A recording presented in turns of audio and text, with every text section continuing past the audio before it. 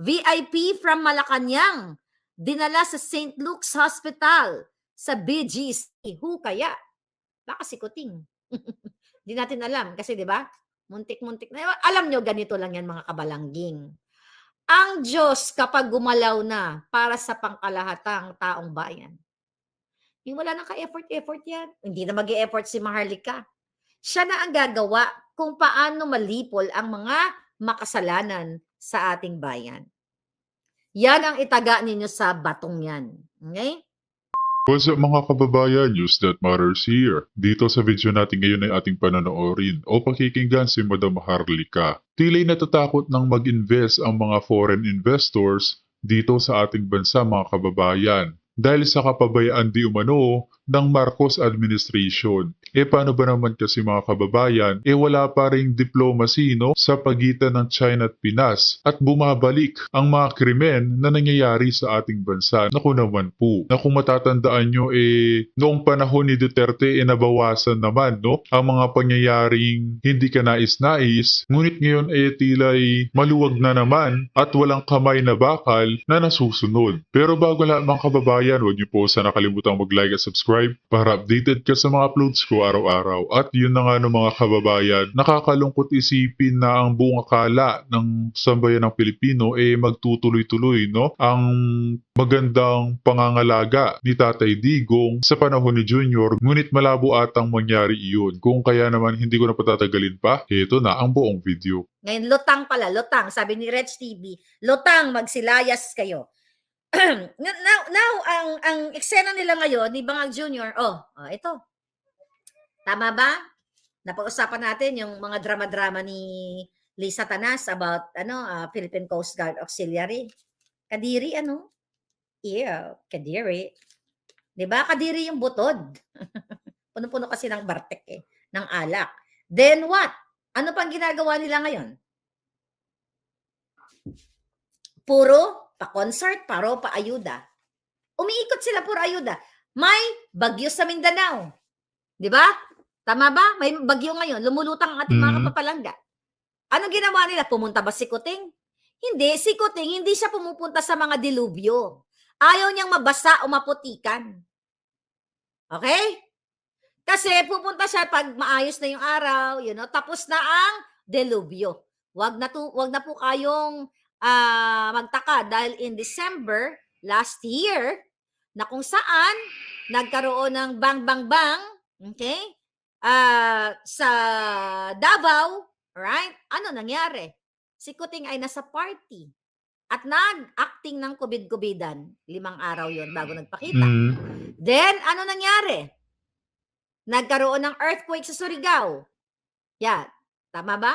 Yan. Dato Surigao, I think. Baka, lutang ang hitad.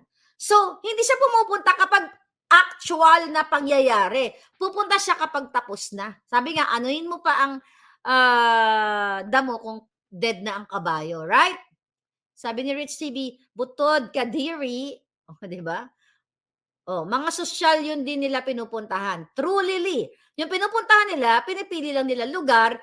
And also, yung mga binibigay nga sa inyo na ayuda, mga palangga, kulang etos lang yan. I-announce ang cheque. Bangag Junior, nagbigay. Diba yung cheque na pinapakita nila? Nagbigay ng 100 million sa ganitong barangay. Ang tanong, mapupunta ba sa taong bayan yung 100 million na ayuda? Hindi. Puro press release lang.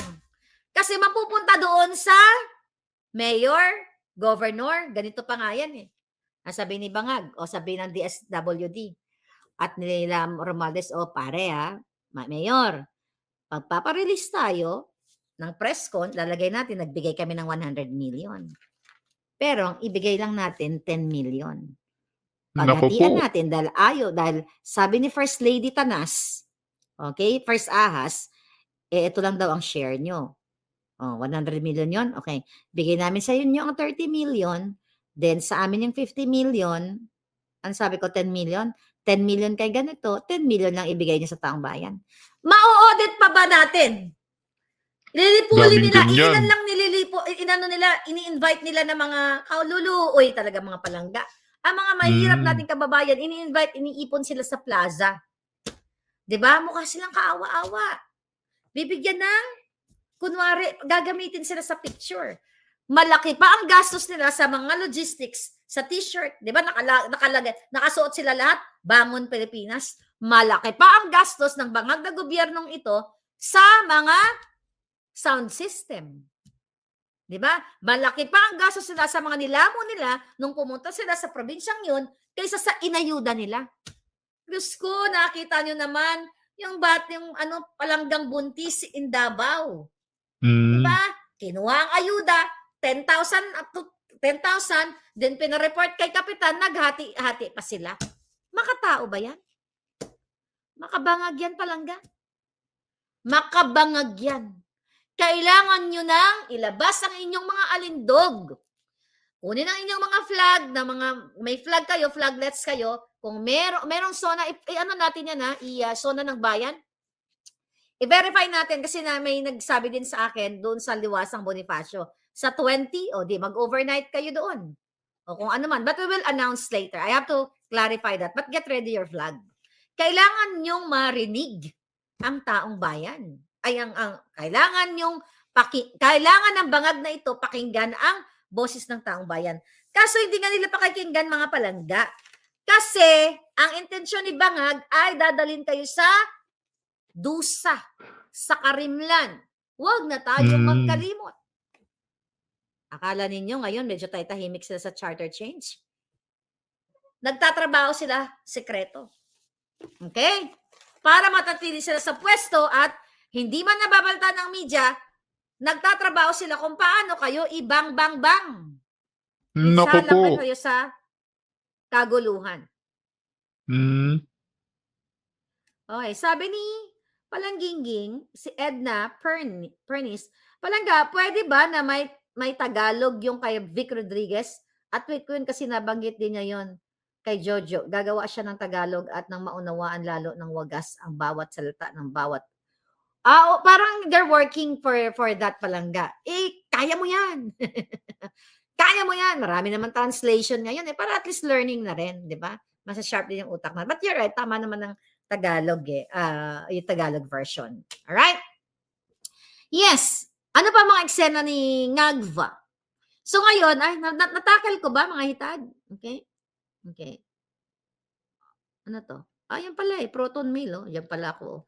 Lagyan din ng crawler. Alright. Let's put crawler here. Ano sabi? Sabi ni Richel's STE, he was the biggest mistake of 2022 elections. I love this. They just prove that they don't really deserve our trust, support, and respect. Truly, palangga. Alright? Good evening, Madam Fair Lady. God bless you always. God bless you too, darling, sa ating mga Pilipino. Kaya kailangan ninyo ang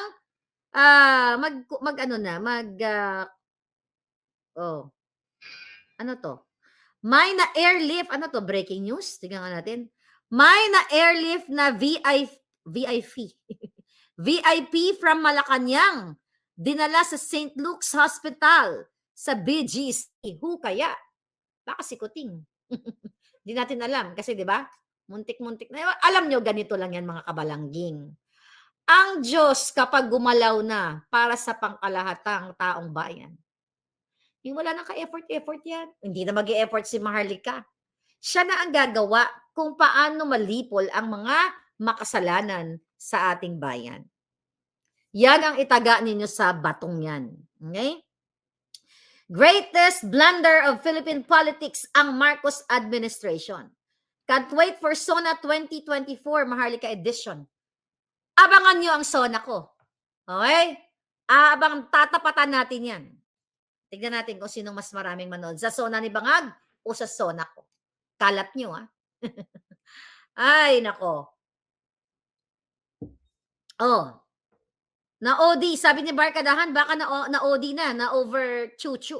Baka na-over sa kasisingot, no? Nasobrahan sa, sabi nga, ni Barkadahan, baka nasobrahan sa kasingot. So, may balita ba yan? Baka puting ahas yung nagsabi. O may na-airlift daw sa Malacanang. Diba? Sana lahat sila na-airlift na. Third archivist, excited si Sasona ko. Lapagan mo na kasi, ma'am, sabi ni Dan Scorpion. Gusto niya ba ng video? I'm not sure. Oy, ayoko mangako Basta, ayoko mangako. Wala akong pinangako sa inyo. Tandaan nyo.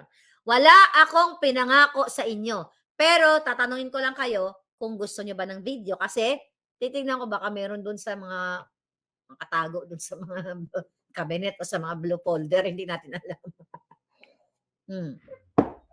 Sana si Bangag na lang. Okay? Ang na-airlift. Sabi ni Rowena Cruz, ready na yung dalawang cellphone ko tsaka tablet ko panoorin. Thank you, Palangga. Okay, ilabas na yan, sabi ni Ram. Ay, nako, nakakaloka. Si nagtawa-tawa naman ito si Palangga. O, sino natawa? I like your tawa-tawa dyan, Palangga. Okay? Si I am men. Okay? June, Munda Villanueva. Are you back in Jamaica, June? Oh, nandiyan ka pa sa Pilipinas. Nag-enjoy ka ba sa dyan? Sa kaguluhan ng gobyernong Bangag? Now what? Sabi ni Amelia, sana ang mag-asawa na dalhin sa ICU. Ba't mo pa dadalhin sa ICU, Palangga? Wag na. Sayang, gastos na naman ng gobyerno yun. Diba? Gastos ng gobyerno yun. Oh, may suggestion. As intermission sa zona mo, wala po yung 5 minutes pang binigis. Nag-aantay pa ulit-ulit. Pero make sure dyan ng bonggang-bongga. Okay. 20 years ago na sa Technical Chuchu Group